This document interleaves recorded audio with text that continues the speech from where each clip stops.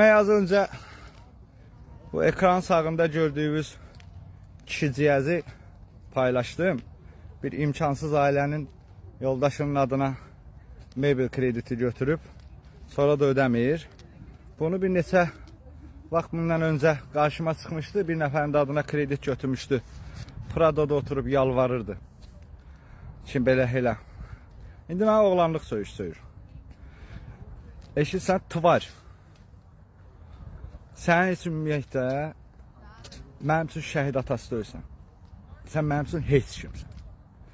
Sən bəlkə də o ölən oğlunun belə deyək də heç oğul kimi görməmişsən zamanında. İndi sevinirsən ki, sən kimiləridir ki, sevinir ki, oğlu şəhid oldu, adından istifadə edir. Mənə oğlanlıq söydün. Sənin heç kişilikdə payın yoxdur. Yaxşı? Sənin heç kişilikdə payın yoxdur. Sən mənə oğlanlıq söylürsən. Tvar. Səbirli ol. Mən sənə elə eləyəcəm ki, sən şəhid atasıyam deyib heç ara çıxmayasın. Sənin səhifəvi izləmişəm. Bütün videoların hamısı nətər deyimi, nəysə heç demək istəmirəm, heç.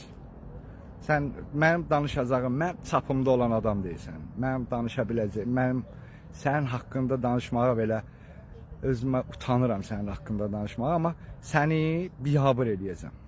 Mən sənin qənimin olacağım.